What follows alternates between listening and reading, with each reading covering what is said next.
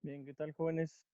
Vamos a explicar un poco lo que son los problemas de potencia para calcular la potencia activa, reactiva y aparente para un sistema eléctrico, cualquiera depende del tipo de elemento.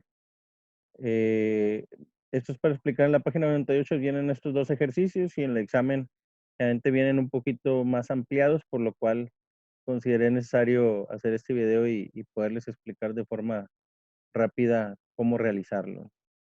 Bien, el problema que en el caso de su libro es el 3.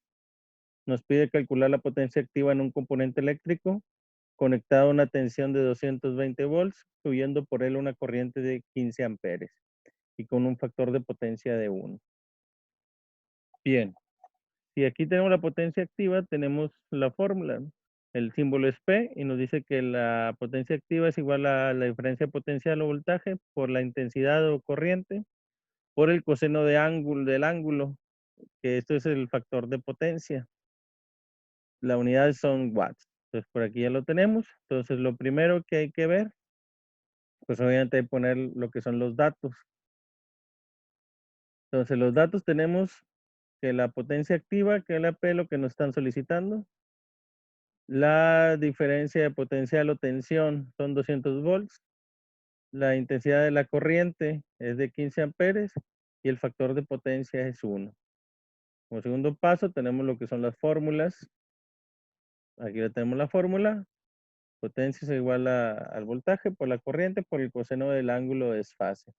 El coseno del ángulo es igual al factor de potencia. Entonces el factor de potencia no están dando que es 1. Entonces aquí pues ya sabemos que el coseno del ángulo es igual a 1. Entonces sustituimos por 1 y nos vamos a sustituir lo que son las unidades. Ya sustituimos aquí el voltaje 220 volts que nos proporcionan por acá. La intensidad, el valor de la I es de 15 amperes, la tenemos aquí. Y el coseno del ángulo, como les comentaba ahorita, es igual al factor de potencia, entonces es igual a 1. Ya en nuestra calculadora simplemente realizamos 220 por 15 por 1, lo cual nos da 3300. Aquí nos dice que los watts es la unidad para la potencia activa, entonces le ponemos W. Generalmente en los problemas utilizan prefijos, acuérdense que la K es igual a 1000. Entonces, en los resultados puede venir como una opción, o generalmente viene con la opción en kilowatts, que son miles de watts. Entonces, los 3300 los dividimos entre 1000 y nos da 3.3. Entonces, que serían kilowatts. Y este es el resultado del primer problema que tenemos por ahí.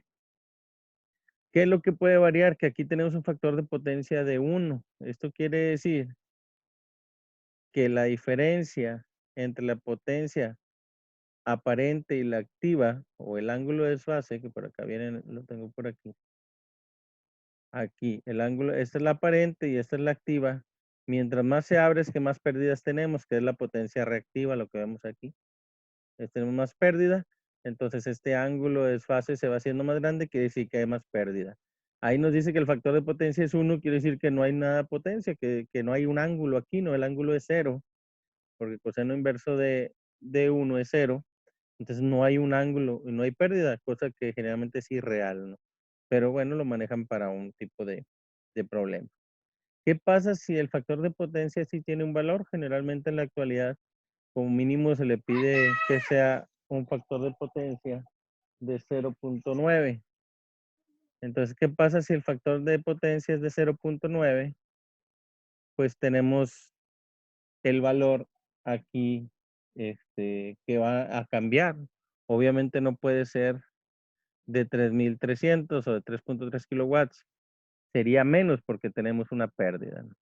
Entonces, si resolvemos el problema igual, anotamos los datos, de nuevo nos piden la potencia activa, el voltaje de 220, la intensidad de 15 amperes y el factor de potencia 0.9. Este es idéntico al problema de la parte superior, al primer problema, nada más lo que cambia es el factor de potencia, que es de 0.9. ¿Qué quiere decir? Que aquí hay un ángulo de desfase entre la potencia que nos da comisión, por así decirlo, aquí en México, y la que utilizan nuestros equipos eléctricos en la casa, pues es más lo que nos da comisión y menos lo que utilizamos porque tenemos una reactancia o una pérdida por ahí. Entonces, regresándonos al problema, pues volvemos a buscar la fórmula para la potencia activa que nos están pidiendo aquí. Entonces, subimos a la potencia activa, nos dice voltaje por intensidad coseno del ángulo. Entonces, sabemos que el coseno del ángulo dijimos que era el factor de potencia. Entonces, colocamos la fórmula y sustituimos. Ahora es 220 volts, que es lo que tenemos ahí, por los 15 amperes, por el factor de potencia, que es igual al coseno del ángulo. Aquí no se les olvide que el factor de potencia es igual al coseno del ángulo de desfase entre la activa y la aparente. Entonces realizamos nuestra multiplicación y tenemos que esa multiplicación nos da en 2970, de nuevo, potencia activa. Como dice acá, toda la potencia activa debe ir en unidades de watts. Hay que tener precaución porque si viene VAR, quiere decir que estamos hablando de reactiva y obviamente la respuesta estaría mal porque estamos hablando de una potencia activa. Entonces, dividido entre 1000, 2.97 kilowatts. Entonces aquí la potencia activa o la potencia que estamos utilizando, pues es menor que cuando si no hubiera pérdidas o el factor de potencia fuera 1. 1, dijimos, es cuando no hay ninguna pérdida. Y luego va bajando y eso quiere decir que tenemos alguna pérdida que es lo más real en la actualidad, ¿no? Entonces el resultado sería 2970 watts o 2.97 watts. Aquí es sin pérdidas y aquí es ya una realidad más común en la actualidad.